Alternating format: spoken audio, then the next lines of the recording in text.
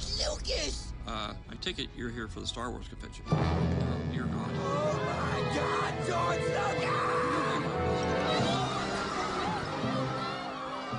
All of the films that Lucasfilm has made have become culturally significant in one way or another. And people have a very emotional connection to props and costumes and artwork because it's part of something much larger that really affected them.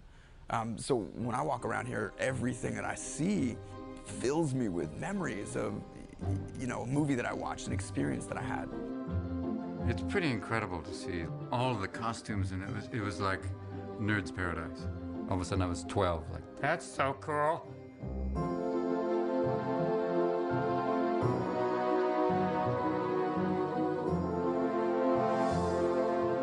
No matter how much you romanticize a weapon or a mask or a costume or a character, you come and touch it and somebody had to paint it and build it and cast it out of foam or wood or plastic or what have you. It's really wonderful and heartwarming for me to come up here and see these models that I built almost 30 years ago, because it brings back so many memories. You don't think about these things for so long, and then you see them, and it's like, oh gosh, I remember when I built that. Whoops, 10 people just died. It's odd, though. We didn't build them to last forever, and we certainly didn't build them to go out into traveling shows and be in museums. And so it's kind of odd to see them up here where they won't let us touch them. And if something breaks off, they photograph where it came off and they put it in a little plastic bag and seal it up. When you see them and you realize when they lit them, they had a life. They were a creature. Yoda. To see Yoda like, moving not. CG take work is. In 2001, ILM brought history to life like never before with the epic World War II battle sequences in Pearl Harbor, another series of landmark achievements for the company. In 2004, they created the first extreme close-up of a realistic digital human for Lemony Snicket's A Series of Unfortunate Events, ushering in a new era for digital actors. The realism paved the way for the highly anticipated Pirates of the Caribbean films. When the script for Pirates came in, the gag was that our crew of pirates were cursed so that when they appeared in moonlight, they were these tattered skeletons, which immediately brought back memories of Jason and the Argonauts. There's a scene of sword-fighting skeletons that's an iconic scene. That image came immediately to my mind when I read that in the script. It's a really fun opportunity to pay homage to Ray's work, but to update it with some of the newer technology. The Pirates of the Caribbean series made extensive use of in-camera motion capture technology, otherwise known as iMocap. This advanced system of sensors records actions of human actors and uses the information to animate digital characters. I mean, the characters were all created by the visual effects. It wasn't makeup. They were walking around in gray suits. And, it's very difficult, for actors sometimes to interact with a character that's just wearing a gray suit with a beanie. But since our actors are so well trained and so professional, they did a fantastic job. The most challenging thing on Pirates was Davy Jones. We had motion capture trackers on him. He had all these silly dots on his face, but Bill Nighy was that character.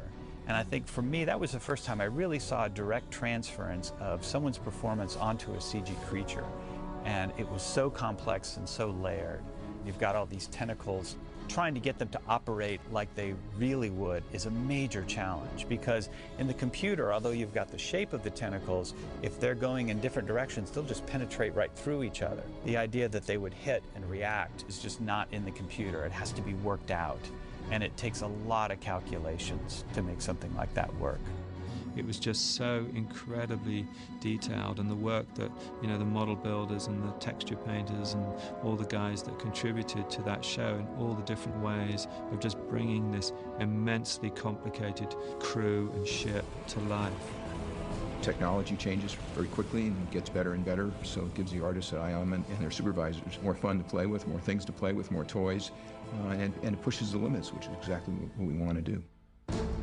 We thrive on developing new techniques to achieve something that's never been done before, so imagination is unencumbered. Inspired by the original 1953 version of War of the Worlds, Steven Spielberg teamed with ILM once again to push visual storytelling to a whole new level. Well, I had this crazy idea one day when I was doing my storyboards. I had sketched out a 3-minute dialogue scene between the two kids and Tom Cruise in the car after they escaped New Jersey. I began sketching it in cuts, you know, and close-ups and profiles and over-shoulder shots, and then threw all that stuff out because that wasn't exciting enough. And I thought, well, there's got to be a way to do this. Maybe, what if I did this all in one shot? And then I had some of the previs guys come in, and I previs the entire scene with a moving camera. That actually went through the car at one point, went through the back window at another point, went out into the middle of the turnpike to make room for cars that are passing, and then went back into the window again. And it was an impossible dream, and I knew it was not achievable, because I didn't quite know how to blend it. Where were the blend lines going to be? How do we glue these disparate pieces together to make it seem like it's one shot? So when I showed Dennis Muir in the previs, Dennis said, right away, and this time he didn't even have to think about it, he said, you can do it in 2 shots. I said, where's the break? He said, when you come back in through the car, through the back of the car. And then when you're pulling back out to the high crane shot at the end, the car moves off into the vanishing point. So Dennis thought that was going to be no problem.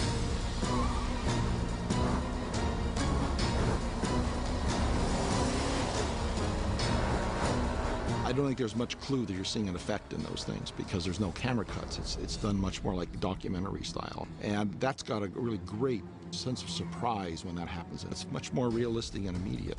And that's hard to do with any kind of effects.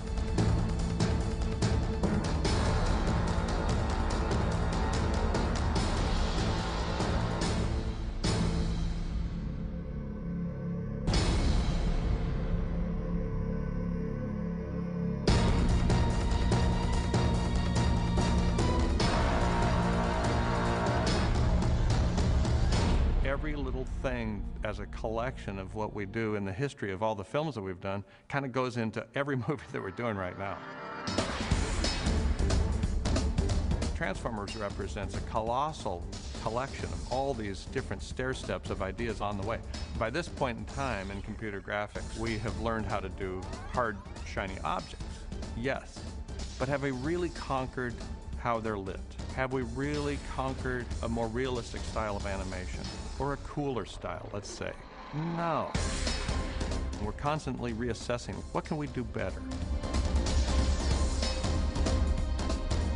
Then we start designing the robots. And I think initially a lot of the robots were made out of all these questionable materials that look very CG-ish.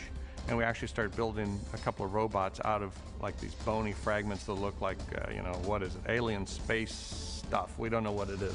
Michael Bay, our director, and myself, we kept going back and forth on this. You know what, this is not working. Let's just go to car parts and just start drawing from real world, because you and I go to the movie and if we see something where we don't quite understand it, it looks fake. If you want it to look photoreal, well, what does that mean? It's got to look like people made it.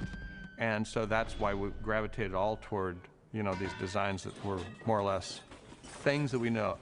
I think the transformation scenes from the first movie, you know, were something that people had never seen before. So there were about 10,000 moving parts.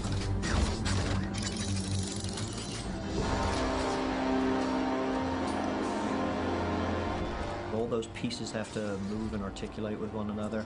Technology-wise, that stuff didn't exist before. So again, you know, it puts ILM on the leading edge of technology breakthrough.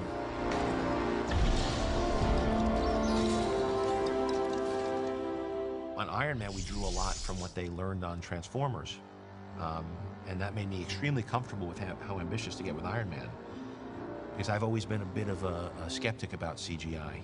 I think primarily because it hasn't been done right in many cases. The challenge was, I think, initially to impress him with the idea that we could make the Iron Man suit look pretty seamless and realistic. I love this suit! The other issue was that there were some very beautiful practical suits created by what was then known as Stan Winston Studios. Robert, he was finding the suit very uncomfortable to wear, and so he would usually pull 1 or 2 pieces off just so that he had more freedom of his arm movements. It was clearly still constricting, so he pulled more and more pieces off, and in the end I said, look, let's pull it all off. I'm confident, based on what we've done, that we can replace the whole thing. And so we did. We pulled it all off, and I was putting the markers on Robert, and he's like, I love you, because it was so happy that he could just now act and emote, and we would just add it all digitally later.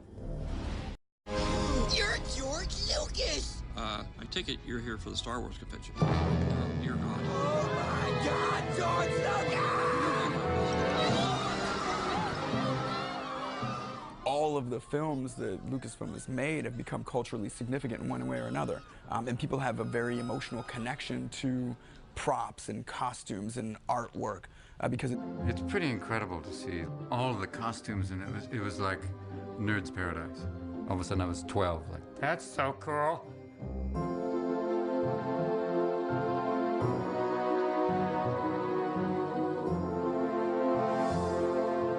No matter how much you romanticize a weapon or a mask or a costume or a character, you come and touch it and somebody it's part of something much larger that really affected them.